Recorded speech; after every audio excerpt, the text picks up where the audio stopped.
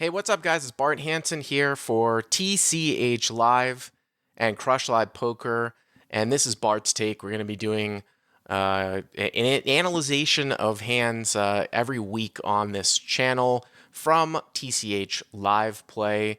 And in this particular episode, we're going to take a look at a couple of spots on whether you should shove or whether you shouldn't shove, given the fact that your opponent doesn't have much money behind.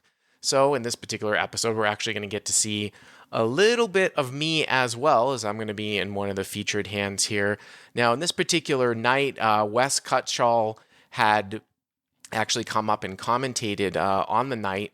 And we're going to start off here. We were playing 5-10, and you can see here that this was hand number 2. There's a variety of different stack sizes. The black chips are hundreds, the reds are fives, the greens are quarters. And of course, TCH Live, they stream every Monday and Thursday from 6 p.m. to 10 p.m. Central Time. And then sometimes we'll do special events like the Solve for Why guys are coming next weekend. And we're going to do a 5-10 stream on Friday and then a 5-5 stream on Sunday. And also the final table of a guarantee tournament on Saturday. So we're going to get right into this hand. And I was familiar with George over here, but I was not familiar with seat number 1, Sung, who's going to be featured in both of these hands. So George sort of, he doesn't buy in super deep, and he kind of gives off the impression that he's sort of on the tighter side, but occasionally you'll see him do things like open here like he does here with the 10-7 of spades, and it's going to get around here to Sung, and Sung here with pocket fives is going to make the call. So here we've got Sung with fives in the cutoff, and you can see George here with the 10-7 of spades, and they're going to go heads up.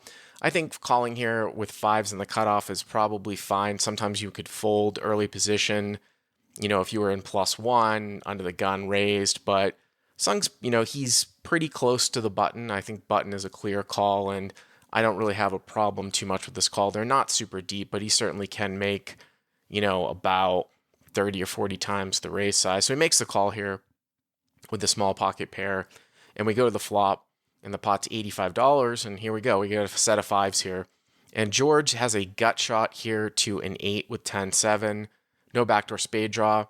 George is going to come out, and he's going to bet 60 into 85, which is a little bit on the larger side. Obviously, this board usually is going to favor the field caller here, but Sung decides to slow play it. In general, I'm not a huge fan of slow playing.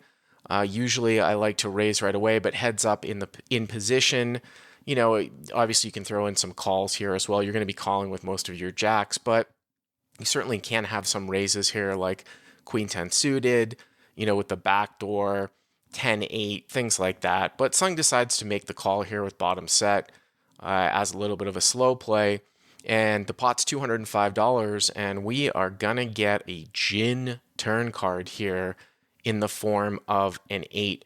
Puts a backdoor heart draw out here, and now George checks. Now, Queen 10 has come in here, but it's going to be pretty hard pressed for you with the second nuts and your George as the preflop raiser, I think, to not pretty much lose maybe your entire stack here, only starting with 130 blinds. I mean, these guys are not infinitely deep, but he kind of takes a somewhat of a non-standard line. He actually goes here for a check. Now, sometimes a jack will bet off here, obviously as top pair, 9-8, 2 pair, things like that. Like we said, Queen 10 already got there. 8-10 is most likely going to check back. So normally, I would probably just keep on betting, but he decides to go for a check, and obviously Sung is going to bet here with the set as the board continues to get sort of draw heavy with a backdoor heart draw and, the possibility of a straight coming in. So he's going to come out, and when check 2, he is going to bet here 115. And this is really interesting here for George because he's out of position, and it's one of these spots where you really can't just call, because if you call and check the river, it's going to get checked behind quite a bit. So if he takes this line as a check, I don't mind here the check raise with this stack depth, because you might not get all the money in if you don't do something like this, which is why I would somewhat prefer to just go bet. but he's going to check raise. So 115, and he is going to check raise it up here, and he makes it about 365. So at this point, when you're sung, you got to think about, okay, what is this guy basically check raising the turn with here that c-bets the flop? You know, if George had a hand like aces, kings, queens, or even ace jack, if he's going to check the turn, is he really going to check raise? Alarm bells would be going off in my head here if I was sung, because I'm losing to queen 10, and I'm also losing to higher sets here too. Jacks, nines, eights, something like that. And the hands that I'm beating, like even in the form of like jack nine suited, usually just continue to bet. They don't go for a check raise, on the turn. By the way, there's really only two combinations of jack nine suited out there. So if I was sung here, I would be concerned. Obviously, I'm not folding. We do have equity against straights in a spot like this. If the board pairs, it's 250 for us to call, the pot's 685. And George already George has another 740 left. So if the board pairs, we could be basically calling 250 to win, 1425 if he didn't have didn't have a higher set than us, right? If he just had a straight.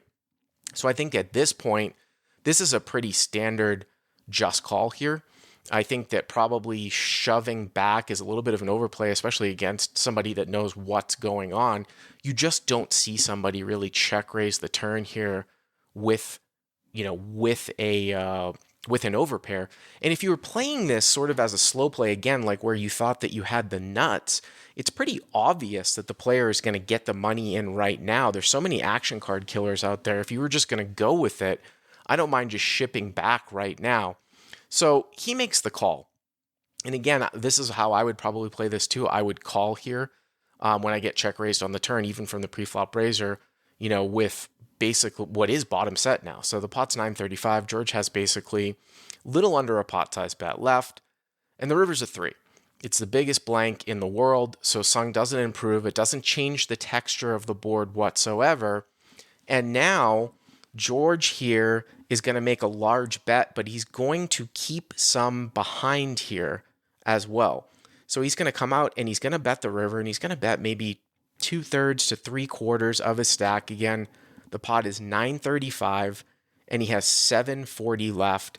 And it looks like he's going to come out and bet 390. So he leaves himself a little bit of money left over. So he's got about 350 left. And this is really where the math comes in terms of river and poker. So we talked about how aggressive his line was, right? He check raised the turn. So obviously you're getting pot odds when somebody bets 390 here into 935, right? 390 into 935, the pot's 1300 and it's 390, 400 to call. So you're getting about maybe 3-1 here, a little bit over 3-1 on the call, which means you got to be good here 1 out of 4 times. But if you shove here, you have to now basically go from being good 25% of the time, getting 3-1, to now being good more than 50% of the time and called when you're shoved. Remember, if George was basically playing like a check raise on the turn with ace 10 of hearts, he's not going to call king 10 of hearts, ace 10 of hearts, which sort of turn, combo draws. He's not going to call here. So usually when someone's going to do this for value and they're going to leave this amount of money behind, they're never going to fold. But you have to ask yourself, what is he representing here? Is he check raising the turn here with an overpair? We talked about how Jack 9 is going to be very, very optimistic. So at this point, even with George only having about 350 left, I would probably flat call here if I'm sung. Now, there's a thing that I sort of came up with a term years ago called sort of reverse pot odds. And reverse pot odds is kind of a concept where you can shove a lot lighter at the end because your opponent is basically going to call. He's basically pot committed himself. So in a case like this, if sung shoves, the pot's going to be like 2100, 350 for George to call. He's going to be getting about 6 or 7-1. Whereas if George had more stack depth, maybe he makes like a bet fold with some value hand. So there are certain situations when you can actually go a little bit thinner at the end with a shove because your opponent is always going to call with his value. I just don't think that I would have done it necessarily in this particular case. And sung shoves, and obviously George calls. I was at the table. I thought Sung had queen 10 for sure. I was shocked when he turned over fives and George there with the nice double up. All right, let's take a look at this next hand that happened right around 246. Again, you can always go back and watch the entire, show. They're all posted up right here on TCH Live. This came from February 21st, 2020. And we were playing a little bit short-handed here. And we had a straddle on here for 20. So we're playing 5, 10, 20 here. And again, once again, we're going to go over here to Sung. So 5, 10, 20, you can see is about 4K effective. And he is going to open it up here on the button, which is certainly fine with pocket fours. It gets folded to him. And he raises it up here to 75. And we get to this villain, this chump here in the big blind who covers Sung. And we're going to do a blackout job on his hand. So this guy in the big blind here, he is going to 3-bet here. So 75 here to 300. Like his sizing, basically 4x from out of position. Can sometimes go a little bit on the larger side too. 5, 10, 20, playing about 200 big blinds here with the 20 on at about 4K effective. So raises it up here to 300. Now this is a late position raise against somebody in the middle blind. So this guy in the big blind probably could have some hands here that are a little bit light that are trying to basically drive out the straddle. Fours is probably pretty close. It's 225 here to call. He's getting, he's basically can make about 15 times. And usually you will see that in a lot of times these, when you start to look at equilibrium solvers, that a lot of pairs here are defended in this particular configuration. I think it's close. Maybe you fold out like deuces or threes, for a little bit of combinatoric balance. But I'm not I don't have a huge problem here making this call here with pocket fours. So Sung makes the call. And now we go to the flop, and the pot is $625 in this 3-bet pot. And again, we're looking at the concept of should we shove, should we not shove? Wow, queen deuce 4 here. Great flop for Sung. He's got middle set. Word on the street is the guy in the big blind is been playing professional poker for 15 years. So he's going to understand the barreling frequencies, and he might go off possibly for 3 barrels on this texture. So he comes out and he bets 250 here, which is a little bit over 1/3 the size of the pot. And at this point, if I were Sung, I'd be thinking about, well, if I make this call, the pot's going to be 1,100. I'm going to have about 3,300 left, so about 3 pot size bets left. I don't really need to raise right now. I can make my hand look like it's 5s through jacks, and maybe this guy in the big blind will, continue to represent overcards like a king, like an ace, some Broadway cards for barreling, good barreling cards that will give him straight draws. So if I raise here, I'm basically going to get him to basically fold out all his air. And this is not a super tight configuration where, he can have a lot of composition of hands that are unpaired here because it's late versus big blind.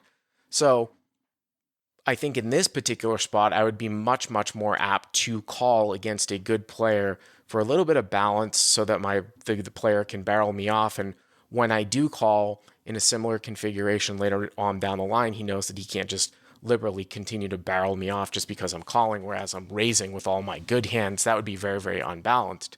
So Sung makes the call. And again, the pot's 1,100. And we move to the turn, and the turn's the 10 of clubs. And this is exactly the type of card that I was talking about here. If we've got a competent big blind, and he's 3-betting with a lot of suited broadways, he could turn a lot of equity here. He could also be making, an ace jack with the ace of clubs type double barrel, something like that.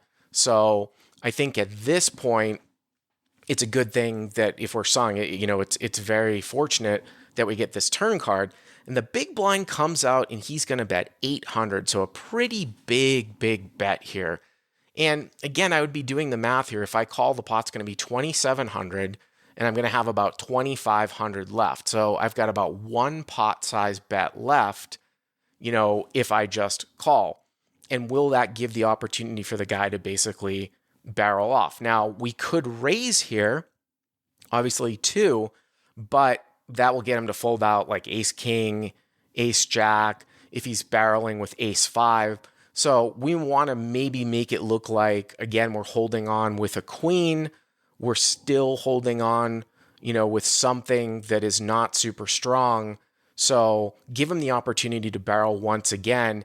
And if he's a good player, which word in the street is that he is, he's going to continue to value bet aces, kings, ace, queen, whatever he has. So you get the bluffing equity on the river by calling here in position. You don't have to build a pot up because we've got one pot size bet left. And he's going to effectively value bet his good one pairs at the end and not be concerned. So I think against this particular opponent, if I was Sung, I would probably once again play it as a call because it's not like the board is 5-6-4 or something like that, where there's going to be a ton of possibly action killing cards that come out at the end. So Sung makes the call once again.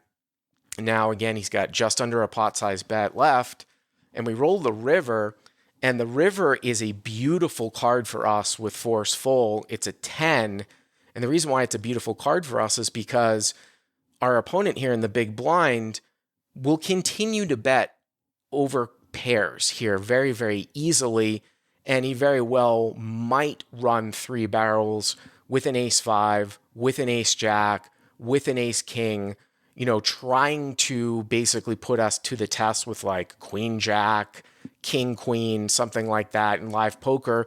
This is not a common spot where someone's going to necessarily bluff off their entire stack. So it's a very fortunate river for us here if we're Sung.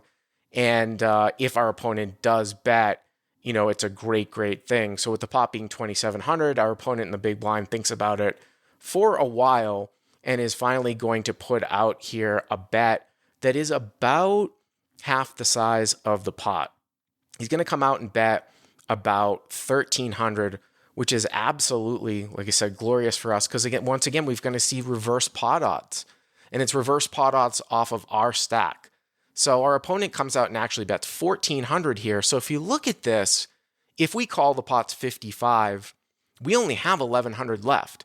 So if we shove, we're giving our opponent such a great price. It's going to be 6,600, 1,100 for him to call. He's going to be getting about 6-1. It's almost impossible for him to fold a hand like aces, kings, possibly ace, queen, something like that. If he's got air, sure, he's going to fold. But really, we're only losing here to pocket queens and quad tens. We beat deuces full. We lose to queen 10 suited as well. But you can't be scared of monsters under the bed. When you count out those combinations, there's 2 or 3 queen 10 suiteds here and 3 combos of pocket queens. That's 6 combinations. Well, what about the 6 combinations of aces, the 6 combinations of kings, and then some ace queen, which he's going to be forced to call because he's going to be getting 6-1. This is a slam dunk jam here as played. So even though I was actually not a huge fan of the way that Sung jammed on George with bottom set when George only had 300 left because of the strength that George showed by check raising the turn, here we've got an automatic jam. The guy's basically committed himself, but for some reason, Sung psychs himself out and just calls. And let's do a reveal here of the strong player's hand. It's ace queen. So he lets this guy off the hook for about $1,100, where it would have been almost impossible for the big blind to fold. So that's a nice Bart's take example of when not to shove with a strong hand because your opponent's showing strength, and when to shove if you've under-repped your hand and you've got an opponent that's basically pot committed himself. Like I said, I will be back here every single week with Bart's Take. Once again, check out TCH Live Mondays and Thursdays from 6 to 10 p.m. Central Time. And don't miss the Solve for Why guys, Matt Berkey, Christian Soto. Look, this guy's he's upset here. He can't believe it. I think he thought he got nit rolled. And they're coming up next week. So we'll catch you next week, guys. Bye-bye.